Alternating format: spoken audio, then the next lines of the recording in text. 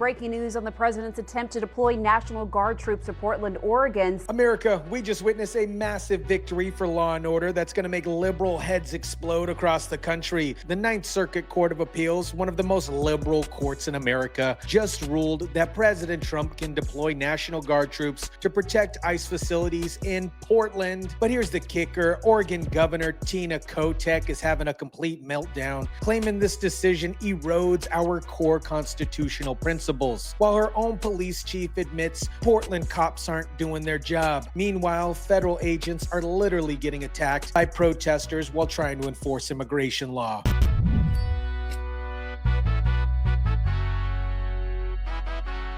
We have breaking news from Oregon, where an appeals court panel is allowing the White House to federalize and deploy National Guard troops to Portland. What is up, guys? Tyson De La Cruz here. Thank you so much for rocking with me. This ruling is absolutely huge because even the most liberal court in America sides with Trump on, get this, immigration enforcement. You know Democrats are on the wrong side of the law. Let me break down why this is such a game changer. Let me tell y'all what just happened, because this is a massive win on common sense and the rule of law. The Ninth Circuit Court of Appeals, the same court that's blocked Trump on everything for years, just ruled 2-1 that he has the authority to federalize and deploy National Guard troops in Portland. They are celebrating a major victory because this appeals court, the Ninth Circuit Court of Appeals, the three-judge panel who oversaw this case, has put a stay on that district court judge's order, which means that the Trump administration can deploy the National Guard troops to Portland to protect that ICE facility. Here's why this is so significant. The Ninth Circuit is widely considered the most liberal circuit in the country. These are judges who have been fighting Trump on immigration policy since day one. But even they can't deny that federal agents need protection when local Democrats refuse to do their job. The three-judge panel ruled that Trump has the authority to federalize troops, but only the ones based in Oregon. The administration had wanted to send troops from California and Texas, but the court said no to that part. Still, this is a huge victory because it establishes the precedent that Trump can deploy federal resources to protect federal agents. What stands out is that we have another three-judge panel, and this is a 2-1 decision.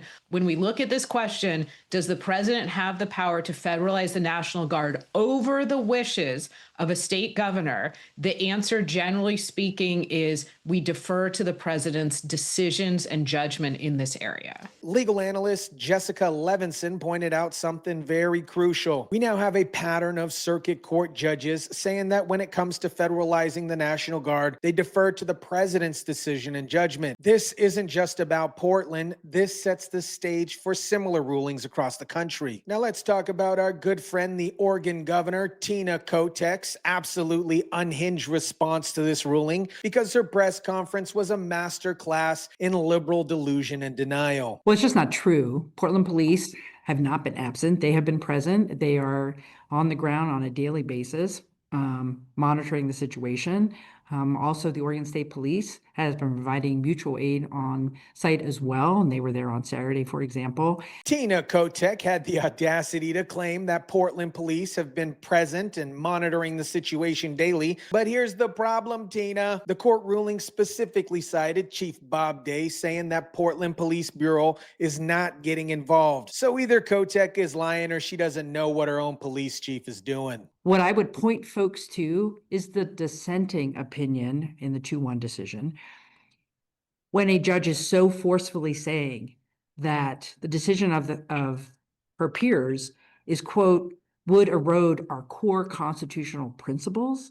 I think that should be a wake-up call for everyone. Then Kotek went full drama queen, pointing out the dissent in opinion and claiming that the majority decision would erode the core constitutional principles. She's talking about the First Amendment rights to assemble and protest, but she's completely ignoring the fact that these aren't peaceful protests. Federal agents are literally getting attacked. So here's what really gets me about Tina's response. She's more concerned about protecting violent protesters than protecting federal law enforcement officers. She's literally arguing that people have the constitutional right to attack ICE agents while they're just trying to do their job.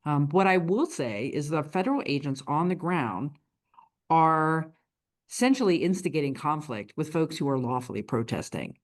the shooting off of tear gas and other things. Kotek claimed that federal agents are instigating conflict by using tear gas and crowd control techniques. But let me ask you something. If protesters weren't being violent and threatening federal agents, why would they need crowd control techniques in the first place? Now let's talk about the real reason the National Guard deployment was necessary. Portland police have been completely absent when federal agents needed protection, and the court ruling made this crystal clear. One of the points that was made in the majority opinion here, it appears to suggest that there's a lack of assistance or maybe not enough assistance from the Portland Police Department. One of the key points in this majority opinion was lack of assistance from Portland Police Department. The court specifically noted that Portland police weren't providing enough help to protect federal facilities. This is exactly what I've been telling you guys. When local Democrats refuse to cooperate with federal law enforcement, chaos ensues. But here's where Tina's story falls apart. She claims Portland police have been monitoring the situation, but the court found that they haven't provided adequate assistance. You can't have it both ways, Tina. Either your police are helping or they're not. I haven't had a chance to read the decision, but what Chief Bob Day and the Portland police have been doing, and you probably want to follow up with them directly for specifics, but what they have been doing is monitoring the situation. When people are committing any kind of criminal activity, they are intervening. The most telling moment was when Kotek admitted she hasn't even read the court decision yet. How are you going to hold a press conference criticizing a ruling you haven't even read? This is the level of competence we're dealing with in Democrat leadership. Meanwhile, Oregon State Police have been providing mutual aid, which shows not all law enforcement in Oregon is playing politics. It's specifically Portland police who are refusing to do their job when it comes to protecting federal agents. This ruling is much more than just Portland. It establishes crucial legal precedent for federal authority over state and local governments that refuse to cooperate with immigration enforcement. So we should note that the state will continue to fight this, that what we're talking about here is a stay pending appeal, meaning that there will still be an appeal. And that was an appeal that the Trump administration brought. Because the California had actually won in the district court, the court below, before Judge Immergut. The key legal question is whether the federal government is unable to execute the laws of the United States without National Guard intervention. The lower court had argued that the protesters might slow down government work, but the government is still deporting more people than ever before. But the appeals court disagreed. They looked at the totality of the situation, violent protesters, attacks on federal agents, lack of police cooperation, and concluded that the National Guard deployment is necessary for the federal government to do its job. Now we are seeing, at least in the Ninth Circuit, a bit of a pattern in terms of how federal judges are treating this question. And while that's not binding on judges in other circuits, it certainly would be persuasive. Legal experts are saying this will have a major impact on similar cases across the country. When the most liberal circuit court in America sides with Trump on immigration enforcement, it sends a strong signal to other courts that federal authority takes precedent over local resistance. We have no additional information from the Trump administration. That's very troubling. As Commander-in-Chief of the National Guard for Oregon, that's the situation we have been in. We have approximately 200 Oregon National Guard members still at Camp Rylea in limbo. But here's the thing. If she was cooperating with federal authorities instead of fighting them, maybe she'd have better communication. I still urge the Trump administration to send all the National Guard members home, both the Oregon National Guard and the California National Guard. Even after the court ruled that deployment is necessary, she's literally arguing that federal agents should be left defenseless against violent protesters. The fact that there's still a second temporary restraining order in place shows you how determined Democrats are to obstruct federal law enforcement. They're using every legal trick in the book to prevent National Guard deployment, even when federal agents are under attack. What's happening in Portland is part of a much larger pattern of Democrat obstruction of federal immigration enforcement. From Chicago whistleblowing activists to Portland's absent police, Democrat-controlled cities are actively working against federal law enforcement.